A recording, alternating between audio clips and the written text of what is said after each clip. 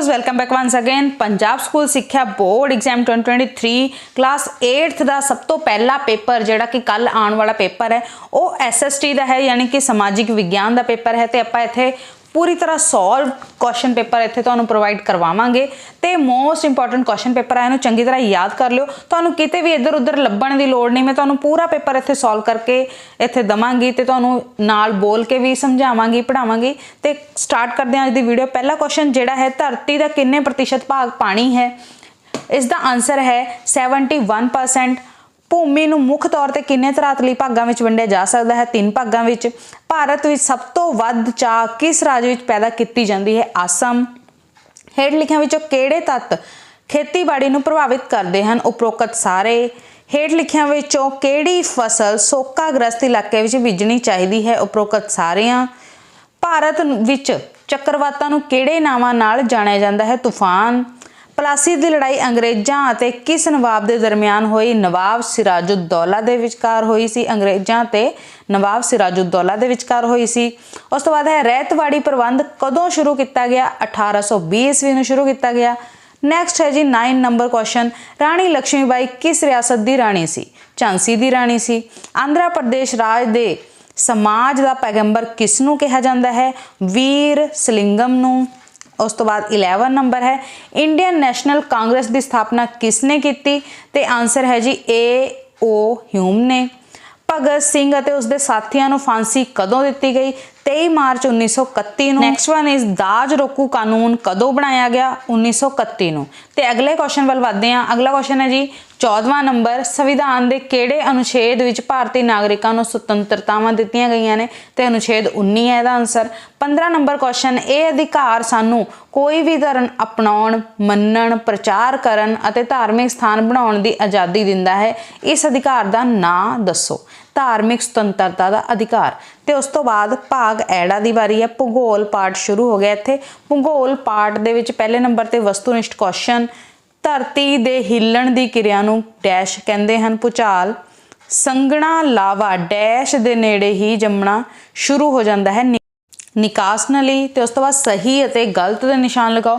पौधे अते फसलां मनुख के जीवन का भिन्न अंग हैं? सही। पटसन उगाउण वास्ते गर्म अते तर जलवायु काफ़ी ढुकमा हुंदा है? सही। उस तो बाद हेठ लिखे प्रश्नों के उत्तर 50 शब्दों के दो। 50 शब्दों वाले क्वेश्चनस तो बाद लॉन्ग क्वेश्चनस की वारी आएगी। तो इत्थे आपां दोने तुहानूं क्वेश्चनस के आंसर प्रोवाइड करवाए, आपां रीड करते हैं। क्वेश्चन नंबर 5 है, काली मिट्टी विच किहड़ियां-किहड़ियां फसलां उगाईयां जा सकदियां हन? आंसर है कपाह, कणक, जवार, अलसी, तंबाकू, सूरजमुखी आदि। उस तो बाद नैक्सट क्वेश्चन है 6वां, रेशे की लंबाई के आधार पर कपाह किहड़ियां-किहड़ियां किस्मां दी हो सकती है? आंसर है कपाह नूं रेशे के आधार पर लंबे रेशे वाली, मध्य दर्जे के रेशे वाली ते छोटे रेशे वाली 3 श्रेणियों में वंडिया जाता है। लंबे रेशे वाली, मध्य दर्जे के रेशे वाली, छोटे रेशे वाली। ठीक है जी। उस तो बाद 8 नंबर क्वेश्चन है, भूमि और मिट्टी साधन की महत्ता ते एक संखेप नोट लिखो। भूमि और मिट्टी साधन की वरतों मनुख द्वारा खेतीबाड़ी करन, उद्योग लगाउण, आवाजाई के साधन विकसित करन, खेडां खेडण, सैर सपाटे आदि के कामां लई कीती जांदी है। तुहानूं समझ आ गया भूमि और मिट्टी की वरतों आपां की काहदे वास्ते करते हैं? खेतीबाड़ी लई, उद्योग लगाउण लई, आवाजाई के साधन विकसित करन लई, खेडां खेडण लई, सैर सपाटे लई। ठीक है जी। इस तो बाद वधदे आपां लॉन्ग क्वेश्चन वाल। पानी की संभाल किवें कीती जा सकती है? आंसर तुहानूं दस दिंदे इत्थे। पानी नूं लोड़ तो ज़्यादा ना वरतिया जाए, सिंचाई लोड़ अनुसार ही की जाए, सिंचाई लई नवें तकनीकां जिवें कि फुहारा प्रणाली आदि की वरतों की जाए, वर्खा के पानी नूं बन बना के जमा करके बाद विच वरतिया जा सकता है, वर्खा के पानी नूं जमीनी बोरां राहीं जमीनी पानी का पद्धर उच्चा चुकण लई इस्तेमाल किया जा सकता है। ठीक है जी। ये 4 पॉइंट ने। हुण वधदे आपां सैकेंड क्वेश्चन वाल। इस दे विच भी 2 क्वेश्चन दस्से होणगे ते 1 क्वेश्चन करना होगा। पहला क्वेश्चन है, खेती दीयां किस्मां दे नाम दसो ते दस के संघनी अते विशाल खेती विच अंतर दसना आपां ने। पहला खेती दीयां किस्मां दे नाम देख लो। स्थाई खेती, स्थानांतरित खेती, उस तो बाद खुश्क खेती, गिल्ली खेती, संघनी खेती, विशाल खेती, मिश्रित खेती, बागवानी किस्म की खेती, निजी खेती, सहकारी खेती, सांझी खेती, बगाती खेती ਤੇ ਗੁਜ਼ਾਰੇਵੰਦੀ खेती ਵਪਾਰਕ खेती। ठीक है जी, ये सारियां खेती ਦੀਆਂ ਕਿਸਮਾਂ ਨੇ ਤੇ ਤੁਸੀਂ ਤੁਹਾਨੂੰ ਜਿੰਨੀਆਂ ਯਾਦ ਹੋ ਜਾਣ ਉਨੀਆਂ ਲਿਖ ਦਿਓ। ਉਸ ਤੋਂ ਬਾਅਦ ਸੰਘਣੀ खेती ਤੇ ਵਿਸ਼ਾਲ खेती ਦੇ ਵਿੱਚ ਆਪਾਂ ਅੰਤਰ ਦੱਸਾਂਗੇ। ਜਦੋਂ ਥੋੜੀ ਜ਼ਮੀਨ ਵਿੱਚੋਂ ਖਾਦਾਂ ਅਤੇ ਸਿੰਜਾਈ ਸਾਧਨਾਂ ਦੀ ਵਰਤੋਂ ਨਾਲ ਜ਼ਿਆਦਾ ਝਾੜ ਲਿਆ ਜਾਂਦਾ ਹੈ ਤਾਂ ਅਜਿਹੀ खेती ਨੂੰ ਸੰਘਣੀ खेती ਕਿਹਾ ਜਾਂਦਾ ਹੈ। ਉਸ ਤੋਂ ਬਾਅਦ ਵਿਸ਼ਾਲ खेती, ਜਦੋਂ ਕਿਸਾਨਾਂ ਕੋਲ ਜ਼ਮੀਨ ਦਾ ਆਕਾਰ ਵੱਡਾ ਹੋਵੇ ਤਾਂ खेती ਮਸ਼ੀਨਾਂ ਅਤੇ ਹੈਲੀਕਾਪਟਰਾਂ ਦੀ ਮਦਦ ਨਾਲ ਕੀਤੀ ਜਾਂਦੀ ਹੈ। ਇਸ ਕਿਸਮ ਦੀ खेती ਨੂੰ ਵਿਸ਼ਾਲ खेती ਕਹਿੰਦੇ ਹਨ। ਉਸ ਤੋਂ ਬਾਅਦ ਕੁਐਸਚਨ ਨੰਬਰ ਨੈਕਸਟ ਜਿਹੜਾ ਸੈਕਿੰਡ ਕੁਐਸਚਨ ਦਾ ਜਾਂ ਵਾਲਾ ਆਪਸ਼ਨ ਆ ਉਹ ਕੁਐਸਚਨ ਆਪਾਂ ਸੋਲਵ ਕਰਾਂਗੇ। ਜਵਾਲਾਮੁਖੀ ਅਤੇ ਸੁਨਾਮੀ ਤੋਂ ਬਚਾਅ ਵਾਸਤੇ ਕੀ ਪ੍ਰਬੰਧ ਕਰਨੇ ਚਾਹੀਦੇ ਹਨ। पहले नंबर पर है ज्वालामुखी तो बचा लई प्रबंध की करने आपां ने। ज्वालामुखी विस्फोट स्थान दे नेड़े घर जां होर इमारतां नहीं बनाउणियां चाहीदियां। ज्वालामुखी फटन तो कुछ देर पहलां कुछ निशानियां दिखणियां शुरू हो जांदियां ने ते इस स्थान तो बहुत दूर चले जाना चाहिदा।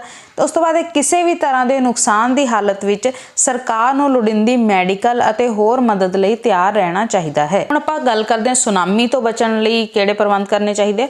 नंबर 1, जदों भी सुनामी बारे सूचना मिले तो समुंदर वाल नहीं जाना चाहिए। उस बाद समुंदर विच चल रहे समुद्री जहाज अते बेड़ियां नूं वापस बंदरगाह ते आ जाना चाहिए है।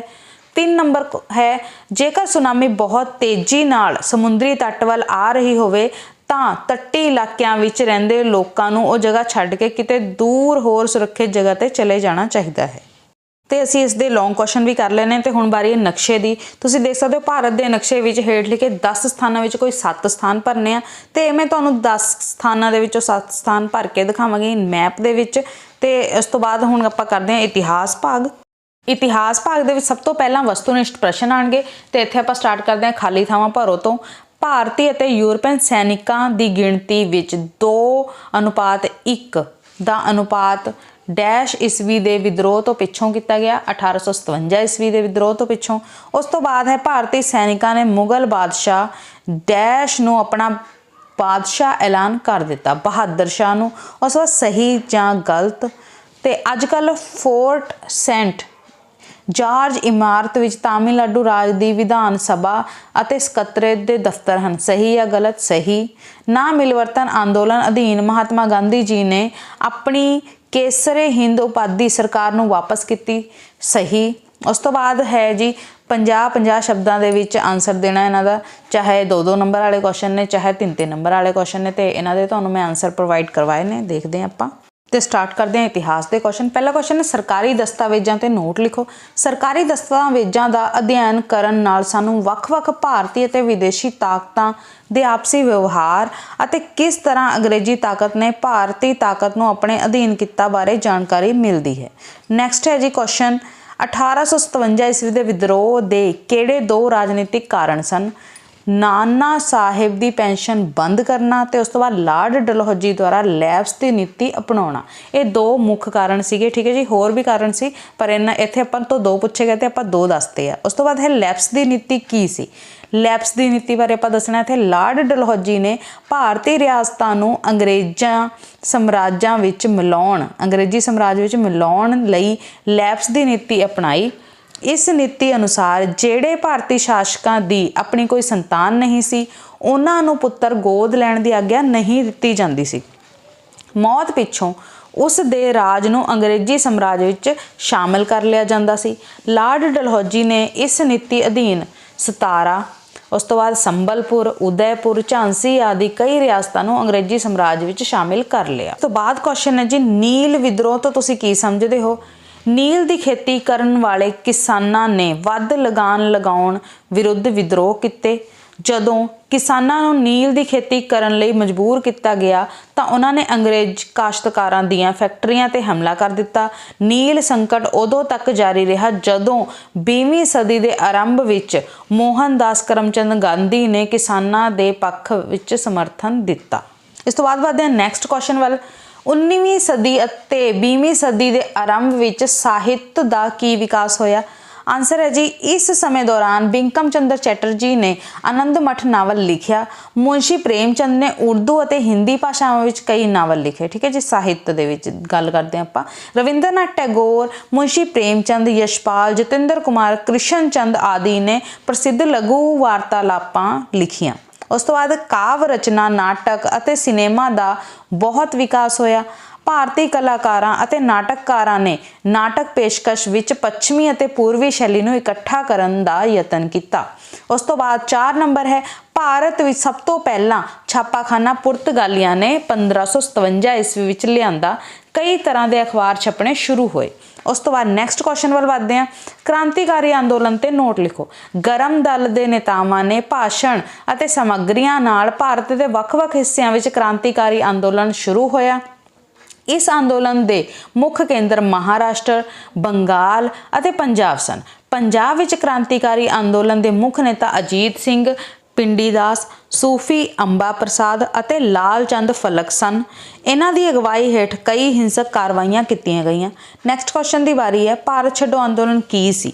ਦੂਜੇ ਵਿਸ਼ਵ ਯੁੱਧ ਪਿੱਛੋਂ 8 ਅਗਸਤ 1942 ਨੂੰ ਗਾਂਧੀ ਜੀ ਨੇ ਭਾਰਤ ਛੱਡੋ ਅੰਦੋਲਨ ਸ਼ੁਰੂ ਕੀਤਾ। ਅੰਗਰੇਜ਼ ਸਰਕਾਰ ਨੇ 9 ਅਗਸਤ 1942 ਨੂੰ ਗਾਂਧੀ ਜੀ ਅਤੇ ਕਾਂਗਰਸ ਦੇ ਹੋਰ ਨੇਤਾਵਾਂ ਨੂੰ ਗ੍ਰਿਫਤਾਰ ਕਰ ਲਿਆ। ਇਹ ਖਬਰ ਸੁਣ ਕੇ ਗੁੱਸੇ ਵਿੱਚ ਆਏ ਲੋਕਾਂ ਨੇ ਥਾਂ-ਥਾਂ ਤੇ ਪੁਲਿਸ ਥਾਣਿਆਂ, ਸਰਕਾਰੀ ਭਵਨਾਂ, ਡਾਕਖਾਨਿਆਂ, ਰੇਲਵੇ ਸਟੇਸ਼ਨਾਂ ਆਦਿ ਨੂੰ ਨੁਕਸਾਨ ਪਹੁੰਚਾਇਆ। ਅੰਗਰੇਜ਼ ਸਰਕਾਰ ਅੰਦੋਲਨਕਾਰੀਆਂ ਨੂੰ ਦਬਾਉਣ ਵਿੱਚ ਸਫਲ ਨਾ ਹੋ ਸਕੀ। ਹੁਣ ਆਪਾਂ ਕਰਾਂਗੇ ਨਾਗਰਿਕ ਸ਼ਾਸਤਰ ਭਾਗ ਸੱਸਾ ਤੇ ਇਹ ਕੁੱਲ 14 ਅੰਕਾਂ ਦਾ ਹੋਵੇਗਾ। ਸਭ ਤੋਂ ਪਹਿਲਾਂ ਵਸਤੂਨਿਸ਼ਟ ਪ੍ਰਸ਼ਨ ਉੱਤਰ, ਖਾਲੀ ਥਾਵਾਂ ਇਹਦੇ ਵਿੱਚ ਸਟਾਰਟਿੰਗ ਦੇ ਵਿੱਚ ਨੇ। ਤੇ ਭਰੂਣ ਹੱਤਿਆ ਦਾ ਮੂਲ ਕਾਰਨ ਡੈਸ਼ ਦੇਣ ਦੀ ਰੀਤ ਹੈ ਦਾਜ। ਉਸ ਤੋਂ ਬਾਅਦ ਸੰਵਿਧਾਨ ਦੀ 42ਵੀਂ ਸੋਧ ਰਾਹੀਂ ਪ੍ਰਸਤਾਵਨਾ ਵਿੱਚ ਡੈਸ਼ ਸ਼ਬਦ ਦਰਜ ਕੀਤੇ ਗਏ, ਏਕਤਾ ਅਤੇ ਅਖੰਡਤਾ। ਉਸ ਤੋਂ ਬਾਅਦ ਸਹੀ ਅਤੇ ਗਲਤ ਦਾ ਨਿਸ਼ਾਨ ਲਗਾਓ। ਦ ਫਸਟ ਵਨ ਇਜ਼ ਸਿੱਖਿਆ ਦਾ ਅਧਿਕਾਰ ਮੌਲਿਕ ਅਧਿਕਾਰ ਹੈ, ਸਹੀ। ਰਾਜ ਸਭਾ ਦੇ 1/3 ਮੈਂਬਰ ਹਰ 2 ਸਾਲ ਬਾਅਦ ਰਿਟਾਇਰ ਹੁੰਦੇ ਹਨ, ਸਹੀ। ਉਸ ਤੋਂ ਬਾਅਦ ਕੁਐਸਚਨ ਆਨਸਰਸ ਦੀ ਬਾਰੀ ਆ ਤੇ ਇਹਦੇ ਵਿੱਚ 2-2 ਅੰਕਾਂ ਵਾਲੇ ਕੁਐਸਚਨ ਤੇ 3-3 ਅੰਕਾਂ ਵਾਲੇ ਕੁਐਸਚਨ ਤੁਸੀਂ ਕਰਨੇ 50-50 ਸ਼ਬਦਾਂ ਦੇ ਹੀ ਨੇ ਤੇ ਤੁਸੀਂ ਦੇਖ ਲਓ ਸਾਰੇ ਕੁਐਸਚਨ ਜਿਹੜੇ ਨੇ। ਫਸਟ ਕੁਐਸਚਨ ਹੈ, ਅਧਿਕਾਰਾਂ ਤੋਂ ਤੁਹਾਡਾ ਕੀ ਭਾਵ ਹੈ? ਮਨੁੱਖੀ ਵਿਕਾਸ ਲਈ ਜ਼ਰੂਰੀ ਜਾਇਜ਼ ਮੰਗਾਂ ਨੂੰ ਅਧਿਕਾਰ ਕਿਹਾ ਜਾਂਦਾ ਹੈ। ਮੁੱਢਲੇ ਅਧਿਕਾਰ ਉਹ ਹੁੰਦੇ ਹਨ ਜੋ ਵਿਅਕਤੀ ਦੇ ਸਰੀਰਕ, ਮਾਨਸਿਕ, ਨੈਤਿਕ, ਸੱਭਿਆਚਾਰਕ ਭਾਵ ਉਸਦੇ ਸਰਵਪੱਖੀ ਵਿਕਾਸ ਲਈ ਜ਼ਰੂਰੀ ਹਨ। ਉਸ ਤੋਂ ਬਾਅਦ ਨੈਕਸਟ ਕੁਐਸਚਨ ਹੈ, ਕਾਨੂੰਨ ਦੇ ਸ਼ਬਦੀ ਅਰਥ ਲਿਖੋ। ਕਾਨੂੰਨ ਦਾ ਜਿਹੜਾ ਸ਼ਬਦਿਕ ਅਰਥ ਕੀ ਹੈ? ਕਾਨੂੰਨ ਅੰਗਰੇਜ਼ੀ ਭਾਸ਼ਾ ਦੇ ਸ਼ਬਦ ਲਾ ਦਾ ਪੰਜਾਬੀ ਅਨੁਵਾਦ ਹੈ। ਲਾ ਸ਼ਬਦ ਦੀ ਉਤਪੱਤੀ ਟਿਊਟੋਨਿਕ ਸ਼ਬਦ ਲੈਗ ਤੋਂ ਹੋਈ। ਟਿਊਟੋਨਿਕ ਯਾਦ ਰੱਖਿਓ, ਜਿਸ ਦਾ ਅਰਥ ਹੈ ਨਿਸ਼ਚਿਤ। ਇਸ ਲਈ ਕਾਨੂੰਨ ਸ਼ਬਦ ਦਾ ਅਰਥ ਕਿਸੇ ਵੀ ਨਿਸ਼ਚਿਤ ਨਿਯਮ ਤੋਂ ਹੈ। ਠੀਕ ਹੈ ਜੀ। ਨੈਕਸਟ ਕੁਐਸਚਨ ਹੈ, ਭਾਰਤ ਵਿੱਚ ਨਿਆਂਪਾਲਿਕਾ ਨੂੰ ਸੁਤੰਤਰ ਅਤੇ ਨਿਰਪੱਖ ਕਿਵੇਂ ਬਣਾਇਆ ਗਿਆ ਹੈ? ਆਨਸਰ ਹੈ, ਨਿਆਂਪਾਲਿਕਾ ਨੂੰ ਨਿਰਪੱਖ ਅਤੇ ਆਜ਼ਾਦ ਬਣਾਉਣ ਲਈ ਸੰਵਿਧਾਨ ਰਾਹੀਂ ਕਈ ਕਦਮ ਚੁੱਕੇ ਗਏ ਹਨ। ਮਿਸਾਲ ਵਜੋਂ ਜੱਜਾਂ ਦੀ ਨਿਯੁਕਤੀ, ਤਨਖਾਹ, ਭੱਤੇ, ਕਾਰਜਕਾਲ ਆਦਿ ਬਾਕੀ ਕਰਮਚਾਰੀਆਂ ਤੋਂ ਵੱਖ ਕੀਤੇ ਗਏ ਹਨ। ਉਸ ਤੋਂ ਬਾਅਦ ਹੈ, ਸੰਵਿਧਾਨ ਦੀ ਪ੍ਰਸਤਾਵਨਾ ਦੀ ਕੀ ਮਹੱਤਤਾ ਹੈ? ਆਨਸਰ ਹੈ ਜੀ, ਪ੍ਰਸਤਾਵਨਾ ਵਿੱਚ ਸੰਵਿਧਾਨ ਦੇ ਮੁੱਖ ਉਦੇਸ਼ ਅਤੇ ਮੌਲਿਕ ਸਿਧਾਂਤਾਂ ਦਾ ਵਰਣਨ ਕੀਤਾ ਗਿਆ ਹੈ। ਇਹ ਭਾਰਤੀ ਸੰਵਿਧਾਨ ਨੂੰ ਮੂਲ ਢਾਂਚਾ ਪ੍ਰਦਾਨ ਕਰਦੀ ਹੈ। ਉਸ ਤੋਂ ਬਾਅਦ ਇਹ ਸੰਵਿਧਾਨ ਨਿਰਮਾਤਾਵਾਂ ਦੇ ਮਨਾਂ ਦੀ ਕੁੰਜੀ ਹੁੰਦੀ ਹੈ। ਉਸ ਤੋਂ ਬਾਅਦ ਕੁਐਸਚਨ ਹੈ ਲਾਸਟ, ਸ਼ੋਸ਼ਣ ਵਿਰੁੱਧ ਅਧਿਕਾਰ ਦੀ ਵਿਆਖਿਆ ਕਰੋ। ਸ਼ੋਸ਼ਣ ਵਿਰੁੱਧ ਅਧਿਕਾਰ ਵਿੱਚ ਮਨੁੱਖ ਦਾ ਵਪਾਰ ਕਰਨ, ਤਨਖਾਹ ਦਿੱਤੇ ਬਿਨਾਂ ਕੰਮ ਕਰਾਉਣ ਅਤੇ ਦੂਜਿਆਂ ਤੋਂ ਜ਼ਬਰਦਸਤੀ ਕੰਮ ਕਰਾਉਣ ਦੀ ਮਨਾਹੀ ਹੈ। ਮਤਲਬ ਨਾ ਮਨੁੱਖ ਦਾ ਵਪਾਰ ਕਰਨਾ ਹੈ, ਨਾ ਤਨਖਾਹ ਦਿੱਤੇ ਬਿਨਾਂ ਕੰਮ ਕਰਵਾਉਣਾ ਹੈ ਤੇ ਨਾ ਹੀ ਦੂਜਿਆਂ ਤੋਂ ਜ਼ਬਰਦਸਤੀ ਕੰਮ ਕਰਵਾਉਣਾ ਹੈ। ਕੰਮ ਦੇ ਬਦਲੇ ਤਨਖਾਹ ਪੱਖੋਂ ਕਿਸੇ ਵੀ ਵਿਅਕਤੀ ਨਾਲ ਧਰਮ, ਨਸਲ ਅਤੇ ਜਾਤੀ ਦੇ ਆਧਾਰ ਤੇ ਕੋਈ ਵੀ ਵਿਤਕਰਾ ਨਹੀਂ ਕੀਤਾ ਜਾ ਸਕਦਾ। ਸੋ ਇਹ ਸੀਗਾ ਨਾਗਰਿਕ ਸ਼ਾਸਤਰ ਦਾ ਪਾਰਟ।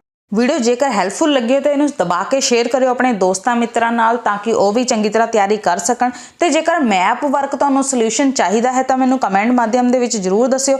ਤੇ ਜੇਕਰ ਤੁਹਾਨੂੰ PDF ਚਾਹੀਦੀ ਹੈ ਪੇਪਰ ਦੀ ਤਾਂ ਜੁਆਇਨ ਕਰ ਲਓ ਸਾਡਾ ਟੈਲੀਗ੍ਰਾਮ ਚੈਨਲ। ਲਿੰਕ ਤੁਹਾਨੂੰ ਡਿਸਕ੍ਰਿਪਸ਼ਨ ਦੇ ਵਿੱਚ ਮਿਲ ਜਾਵੇਗਾ ਟੈਲੀਗ੍ਰਾਮ ਚੈਨਲ ਦਾ, ਤੇ ਉੱਥੇ ਤੁਹਾਨੂੰ ਮੈਂ PDF ਪ੍ਰੋਵਾਈਡ ਕਰਵਾ ਦੇਵਾਂਗੀ। Thanks for watching.